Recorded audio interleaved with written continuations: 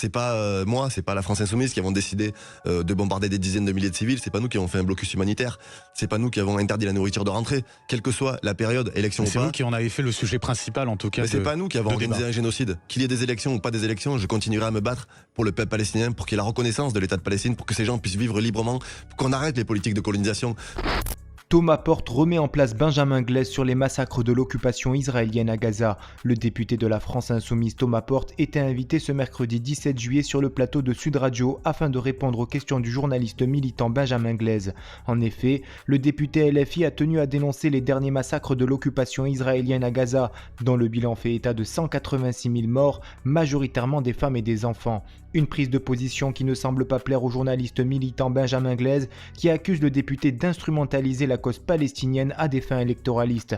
Des accusations inacceptables et indignes selon Thomas Porte, qui, comme vous allez le voir, va recadrer avec calme le journaliste militant. La 6e école bombardée en 9 jours, l'armée israélienne affirme qu'un certain nombre de terroristes opéraient dans la zone du bâtiment de l'école. À partir de combien d'écoles bombardées par l'armée israélienne, on pourra parler de génocide, et à partir de combien d'écoles, de journalistes, d'humanitaires massacrés, les dirigeants français accepteront le terme de génocide. Ça fait maintenant une semaine où continuellement, tous les jours, on a des images soit d'écoles, soit de camps de réfugiés, y compris que l'armée israélienne avait présenté comme zone sûre où elle ne bombarderait pas, où elle a bombardé des dizaines et des centaines de civils. Moi, ça me met profondément en colère parce qu'on a des dizaines de milliers de personnes qui sont massacrées. L'ONU alerte, les experts alertent sur la situation de famine avancée. Et le gouvernement français, enfin ce qu'il en reste, et le président de la République regarde ailleurs. Combien faudra-t-il de morts supplémentaires pour décréter un embargo sur les armes ? Vous l'avez vu récemment. Je suis très en colère de la situation. On l'entend, très en colère. Mais vous l'avez vu, très récemment, le Hamas a décidé de sortir des négociations de cessez-le-feu.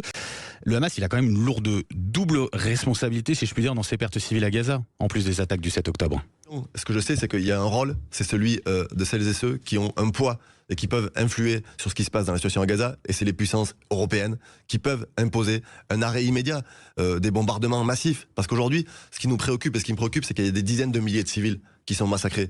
Il y a une alerte qui a été faite dans une rubrique britannique sérieuse qui s'appelle le Lancet, qui dit que si la guerre s'arrêtait aujourd'hui, il y aurait plus de 180 000 morts à Gaza. Combien de temps on va regarder ailleurs, faire comme si cela n'existait pas, alors que des gens et des cadavres s'accumulent à Gaza, et y compris c'est en train de s'étendre à la Cisjordanie, où Israël accélère sa politique de colonisation.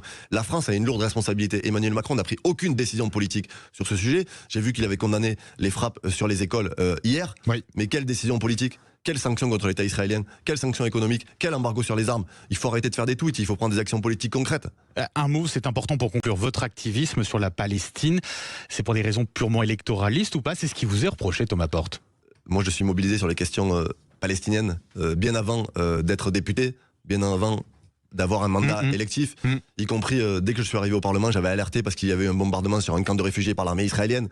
C'est pas moi, c'est pas la France Insoumise qui avons décidé de bombarder des dizaines de milliers de civils, c'est pas nous qui avons fait un blocus humanitaire, c'est pas nous qui avons interdit la nourriture de rentrée, quelle que soit la période, élection ou pas. C'est vous qui en avez fait le sujet principal en tout cas. Mais c'est pas nous qui avons organisé un génocide. Qu'il y ait des élections ou pas des élections, je continuerai à me battre pour le peuple palestinien, pour qu'il y ait la reconnaissance de l'État de Palestine, pour que ces gens puissent vivre librement, pour qu'on arrête les politiques de colonisation.